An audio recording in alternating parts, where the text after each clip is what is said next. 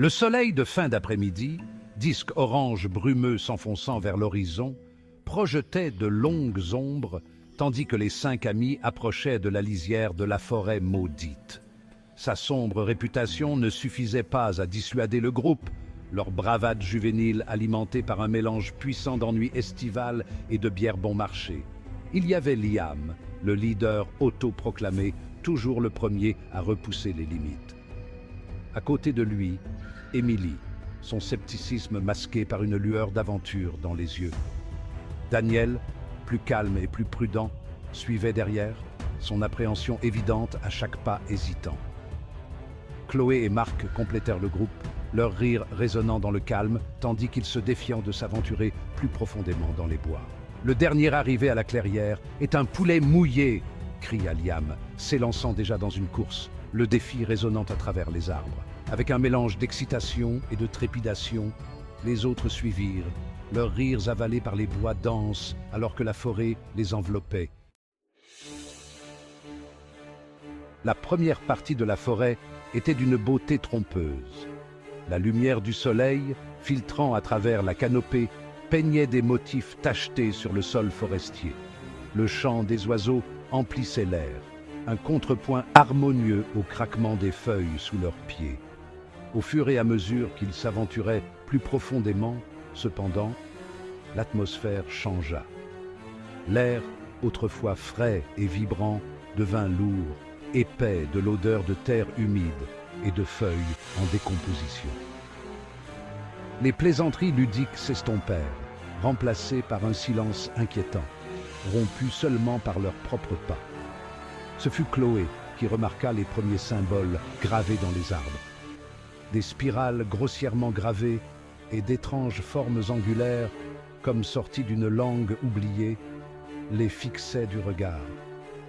Puis vinrent les eaux, blanchies par le soleil, éparpillées parmi les racines d'un chêne ancien, un rappel brutal de la nature impitoyable de la forêt.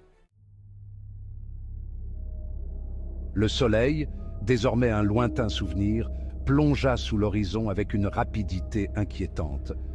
Le crépuscule descendit sur la forêt, projetant de longues ombres grotesques qui dansaient et se tordaient au gré des mouvements des arbres. Un vent froid, porteur de la promesse de la nuit, chuchotait à travers les feuilles, son contact leur glaçant l'échine.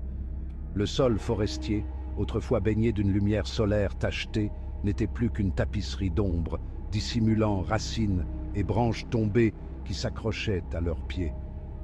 L'air s'épaissit d'un brouillard surnaturel, une brume tourbillonnante et éthérée qui s'accrochait aux arbres et obscurcissait le chemin.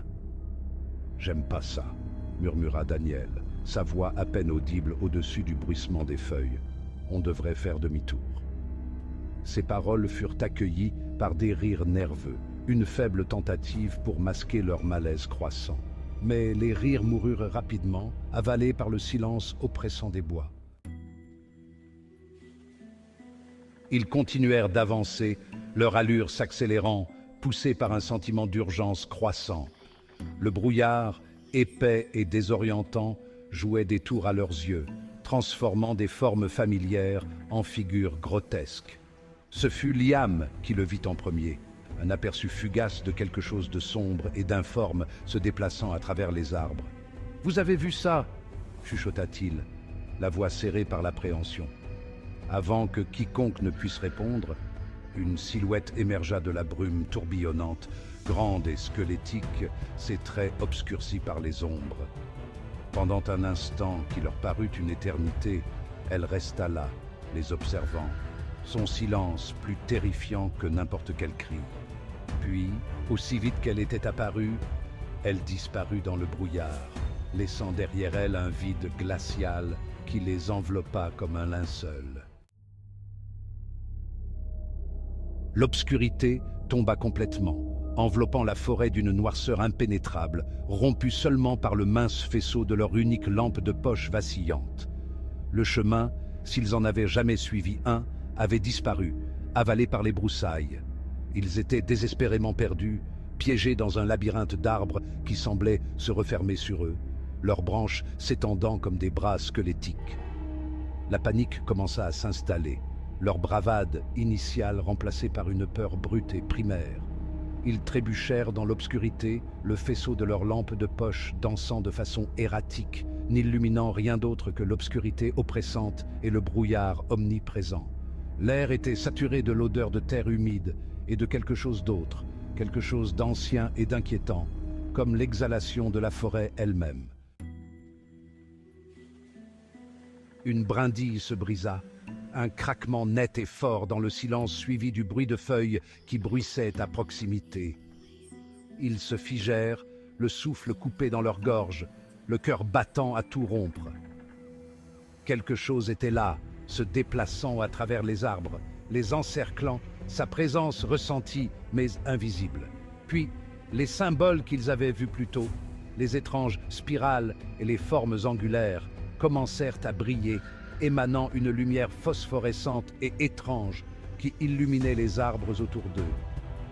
Les symboles pulsaient d'une énergie surnaturelle, projetant des ombres vacillantes qui dansaient et se tordaient sur le sol de la forêt. Ils étaient chassés, traqués par quelque chose d'ancien et de maléfique qui se déplaçait à travers la forêt avec eux. Un cri à glacer le sang déchira la nuit. Chloé.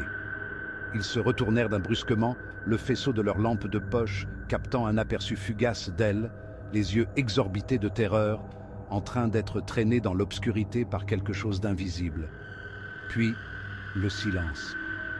La terreur céda la place à une panique aveugle. Ils se dispersèrent, courant aveuglément à travers les arbres, cherchant désespérément à échapper à l'horreur invisible qui les poursuivait. Un autre cri, celui de Marc cette fois, coupé court, suivi d'un silence anormal plus terrifiant que n'importe quel son. Un par un, ils disparurent. Daniel, ses appels à l'aide avalés par l'obscurité. Émilie, ses cris désespérés résonnant à travers les arbres. Liam, sa bravade enfin envolée, sa voix brisée par la peur, alors qu'il appelait ses amis, ses paroles coupées court, avalées par la nuit. J'étais seul, le dernier survivant. La forêt vibrait autour de moi, vivante, les symboles sur les arbres rougeoyants d'une intensité étrange. Je trébuchais à travers les broussailles, mes vêtements déchirés, mon corps tremblant de peur, l'air saturé de l'odeur de la pourriture et le sentiment palpable de quelque chose d'ancien et d'affamé qui m'observait. Puis j'ai compris. La forêt n'était pas hantée. C'était elle le chasseur. Elle se nourrissait de la peur, de la force vitale des vivants. Et elle nous avait attirés ici, appâtés par des promesses d'aventure, pour nous piéger dans son étreinte. La forêt avait pris mes amis, leurs âmes consumées par sa faim insatiable. Et maintenant, elle venait pour moi.